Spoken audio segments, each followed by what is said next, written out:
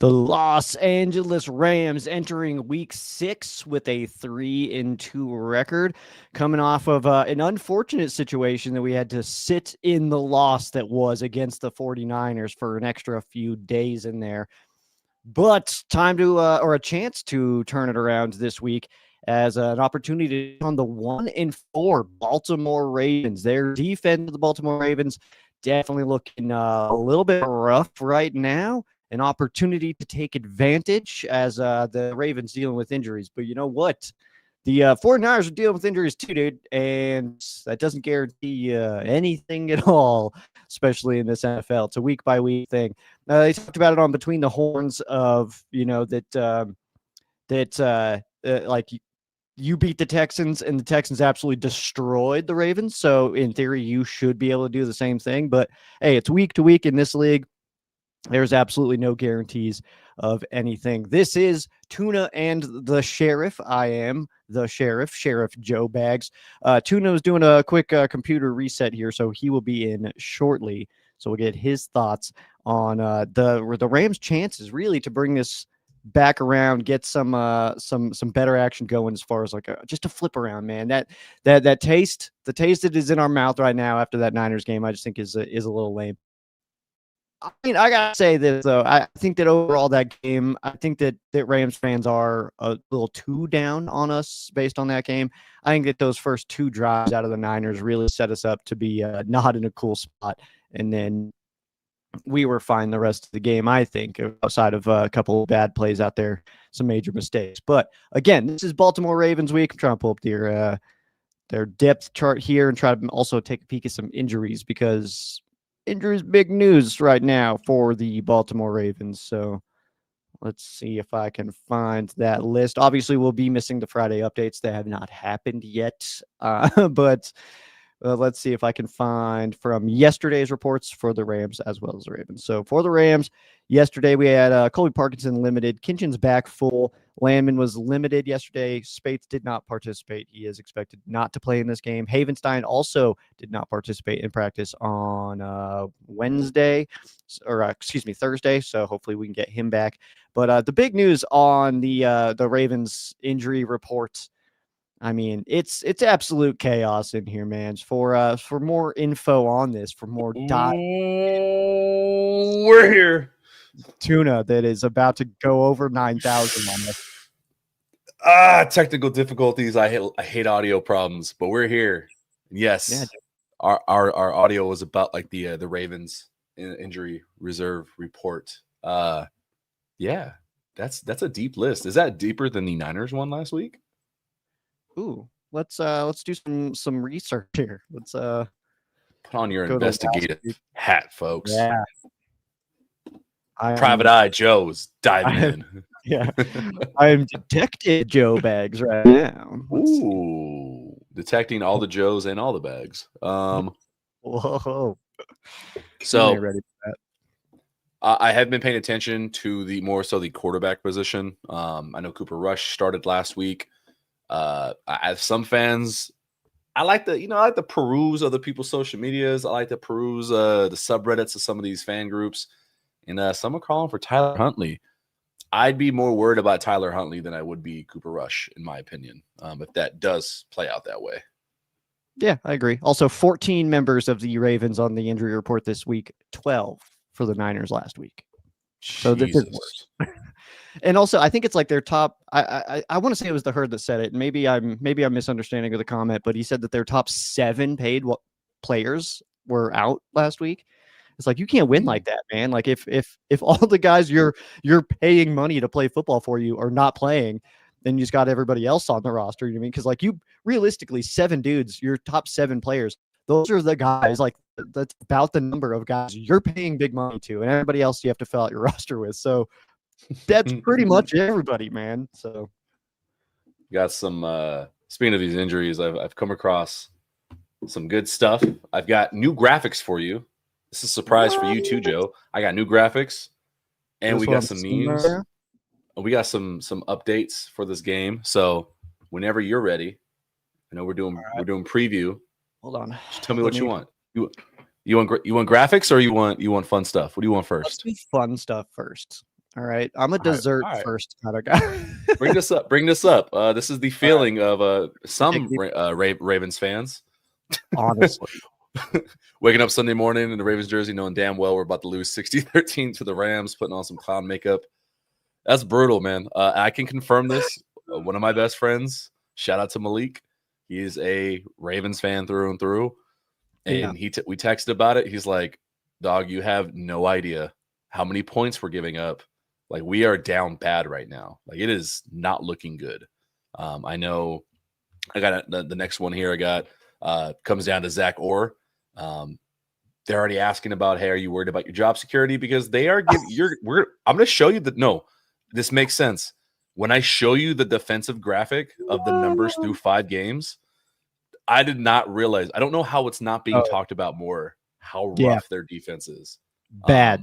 By a gap, bad. Wow. Really, really bad. But some more fun stuff, the good stuff. I saw this Rams PR.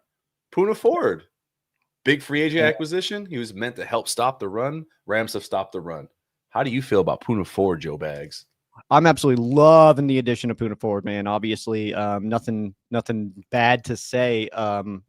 The grades, you see him, you know what I mean, the way he's playing on this defense. I mean, I'll tell you this story. This is how I'm feeling about Poona Ford. Okay, feeling good. But my dad is a major Chargers fan, and we have a lot of football conversations all the time. You know what I mean? So when the season ended and free agency's beginning and all that stuff, I asked him, it was like, who's like one guy you absolutely want back more than anything? And he was like, oh, for sure, Poona Ford. Like, we have to keep Poona Ford.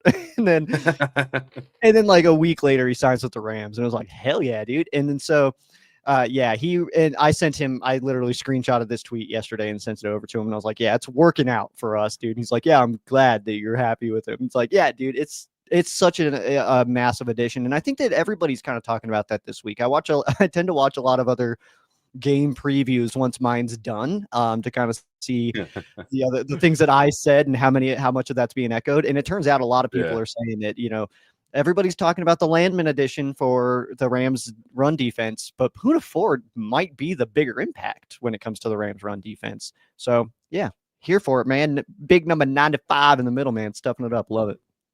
There was a play last week that the one where Quentin Lake blitzed on the right side and he got that deflection at the line. The ball went up. Mac Jones ended up swatting it down. Like, good play on him. I'm sitting there like, dude, how close were we to potentially getting a big man touchdown? You imagine Poona Ford running 50 yards down the field, cradling it, cradling the ball with 2 hands. Dude, the only thing that can make that better is if you hit the Warren Sapp celebration in the end zone, man. That little weird little hop. I love that. I'm more of a sexy Dexy dancer. More sexy Dexy. Yeah. And, Warren Sapp, that celebration by Warren Sapp still sits so firmly implanted in my brain. And I loved that it was also, you could download it in ESPN 2K5 and I just do that every single time I scored. Don't get me. Let's not go down the 2K5 rabbit hole. I was just listening to that soundtrack. I was just listening to that soundtrack last week. I shit you not. That's all we're talking about. We bring that up. So another one here from the LA Rams PR. This is a great Twitter account, by the way. If you don't follow this, it's absolutely incredible, man. They give you such little sweet nuggets all during the game as well. There will be certain things in there of like, oh, Matthew Stafford just did this, or Puka Nacua just hit this. Like, it's absolutely awesome. Definitely make sure you follow this account. It twofold. Because of one, this stuff comes directly from the media center, the media guides that us, like me and Joe Bags and the actual like journalists in house, that they have access to. They pull stuff directly from this, so you kind of get an insight on that. But then two, a majority of people that are running not just the Twitter, but like the information and the graphics, are a lot of their interns. So if you want to help out a lot of these young folks that are in-house for the Rams, liking, sharing their stuff helps their numbers go up, makes them look better. So help out your team twofold, help those guys out. Now, we all know we're all good. Like, our offense is great. We love our offense, minus the minor details of, fumbling here and there. Who cares? Matthew Stafford's awesome. He's covering up a lot of gaps for us. You know who is not doing well, and I hinted at it? Ravens defense. Let me throw some numbers your way, Joe. Hit me. through 5 games. Passing yards allowed. The Ravens are 30th in the league. They are giving up the 3rd most passing yards in the league right now. You would think the rushing is better. They are 27th in yards allowed total through the season so far. Points per game allowed. They are dead last, giving 35.4 points per game. I thought it was a typo until you go back and look through every single game. Every single game is like 40 to 45, 32 to 30. It is, every game's a shootout with them. They have stopped no one.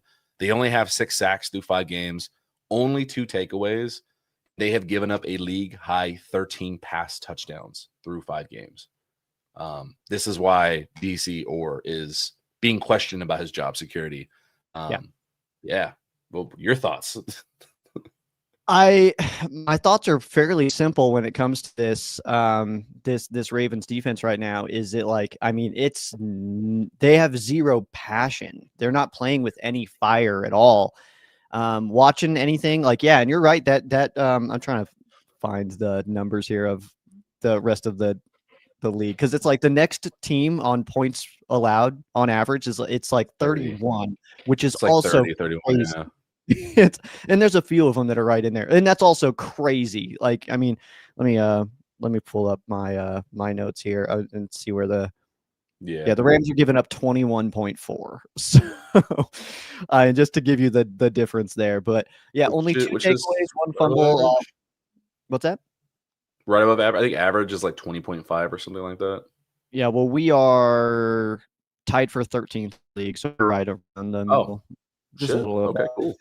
But cool. So 2 takeaways on the year. One's a fumble recovery, one's an interception. But the injuries absolutely stacked up. I will say it's kind of interesting. Like you kind of mentioned it about hearing from from Ravens fans.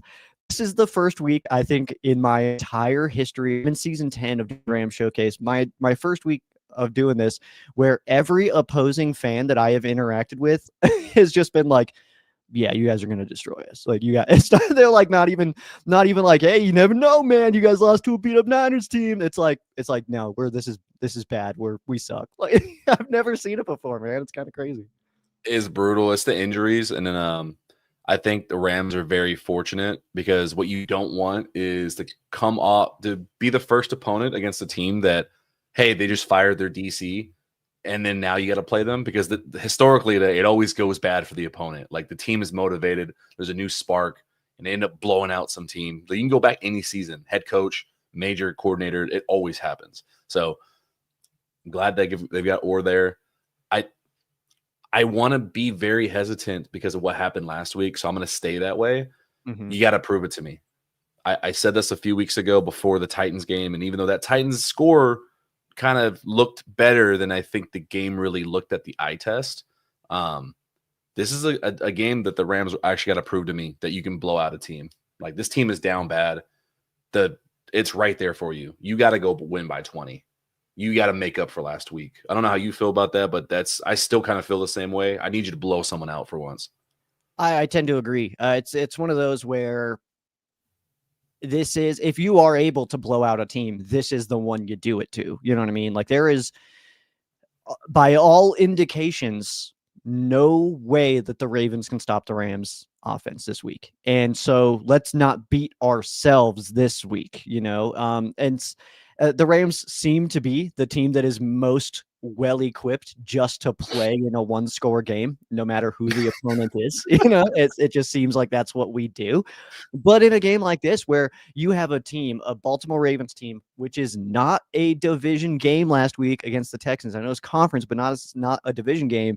To lose like that to a Houston Texans team who has not even looked that good this year, the Rams, if we are who we think we are, we have to come out, and it does need to be a 60-13 game. You know what I mean? Like, we have to. Otherwise, it'll still be one of those things where we come out of this and it's like, well, Jacksonville next week, they're probably just going to beat us up in London, stuff like that. So just to kind of calm our own fan base, I want to see a big win. And I'm thinking 17 or more points for the difference here.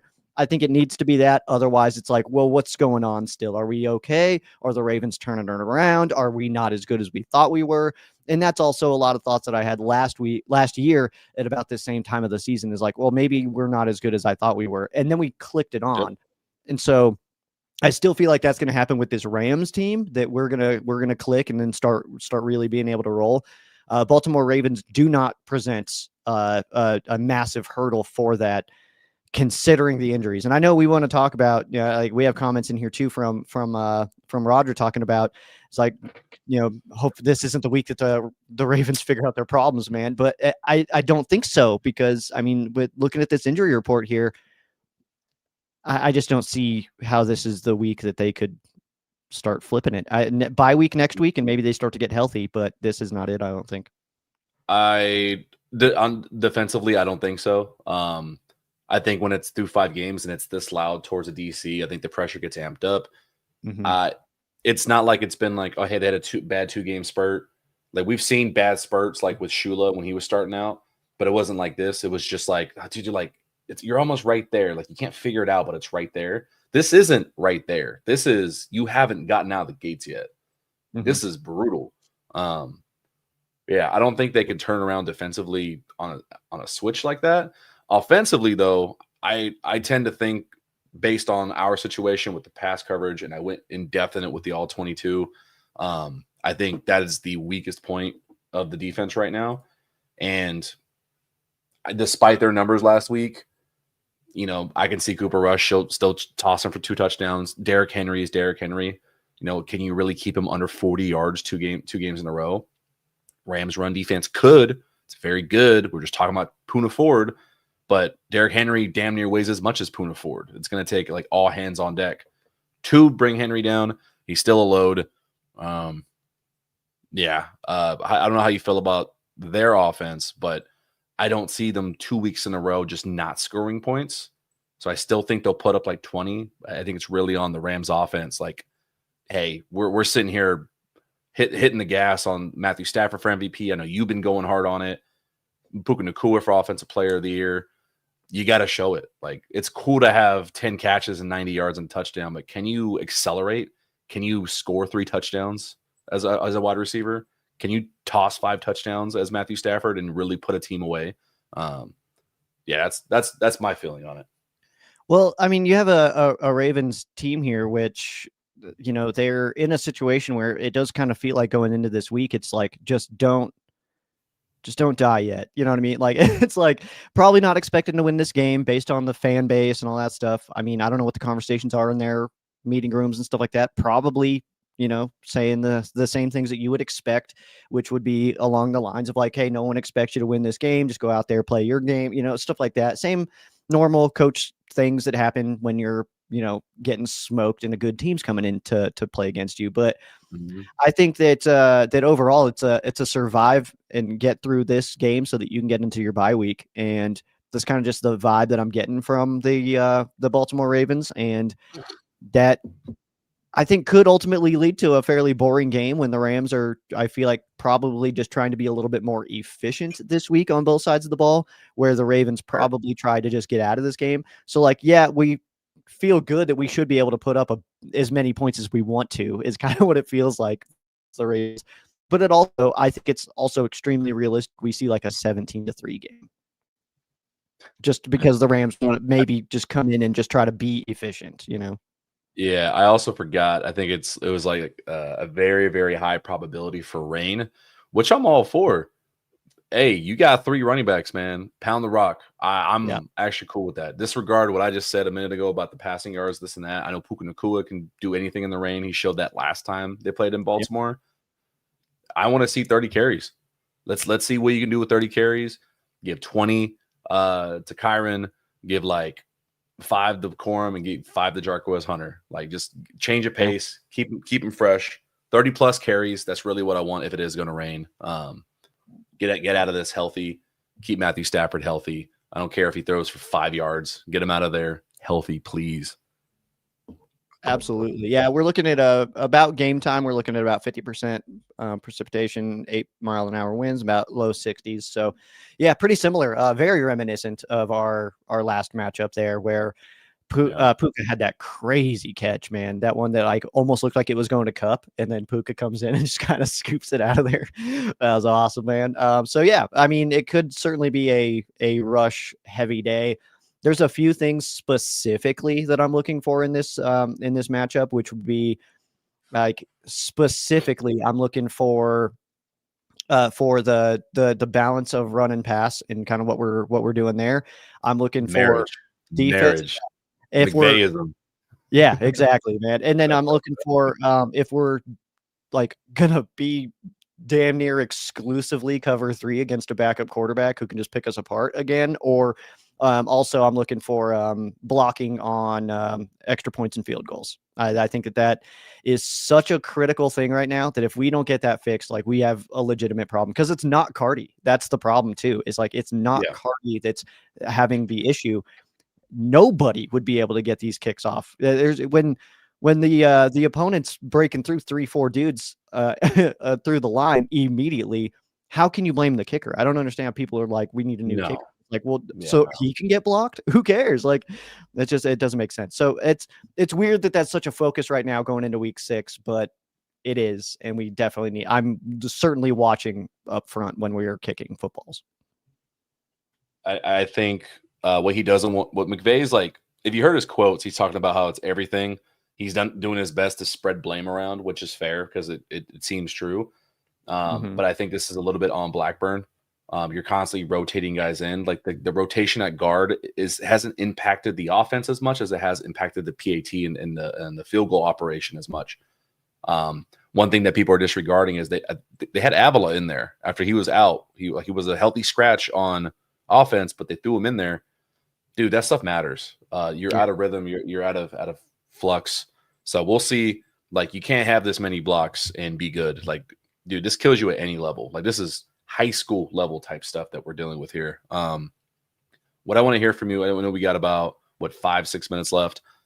I do this thing every week about the matchups that matter. That'll be coming out soon. But I want to hear from you. Give me you want to tell me 2 or you want to tell me 3 things? What number you want? What are you feeling? It depends on what it is, because I don't know. It's keys to victory. Like, hard pressed, this has to happen. This player has to play ball out.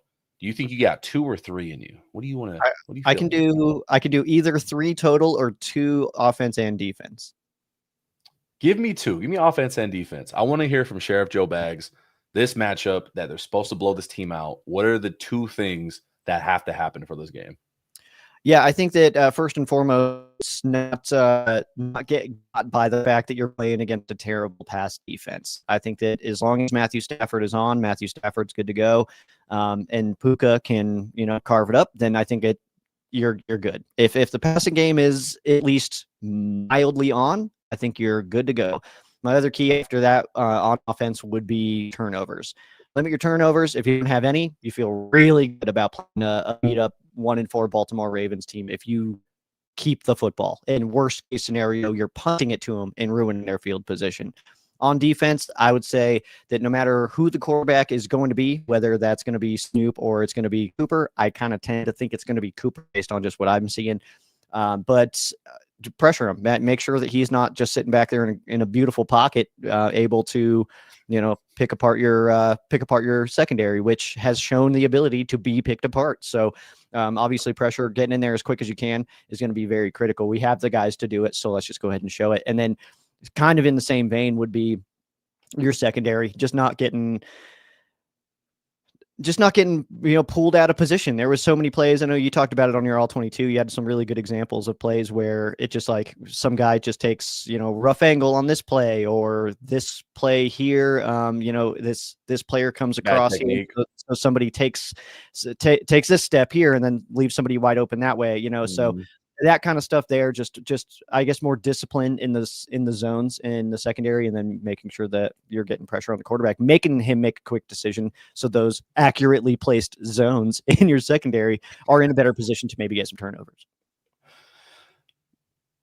I like it. I think that should be our final word. Like that. I mean, I couldn't say it any better. That's why I wanted to hear from you, because we always think the same when it heads into games.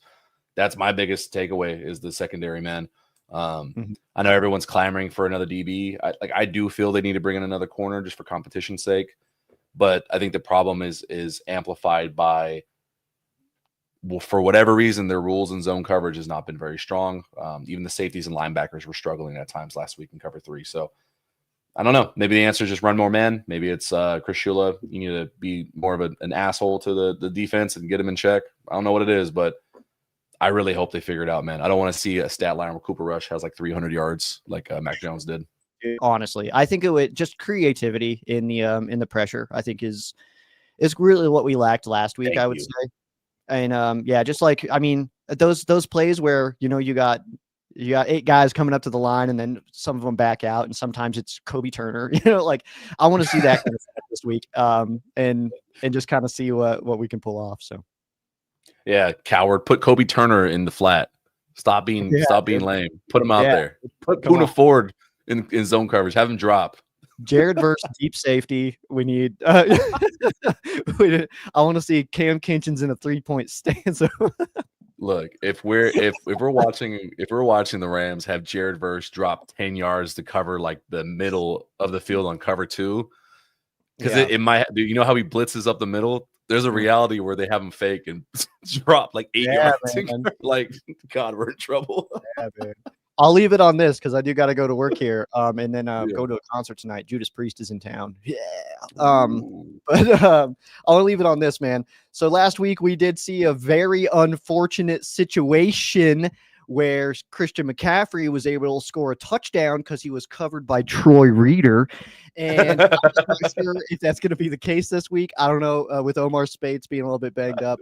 I'm not sure if we're going to see Reeder out there, but it's Sean Brolak season. All right. We saw him on Rams Revealed this week. Absolutely awesome, man. Yeah. Brolak or bust. Okay.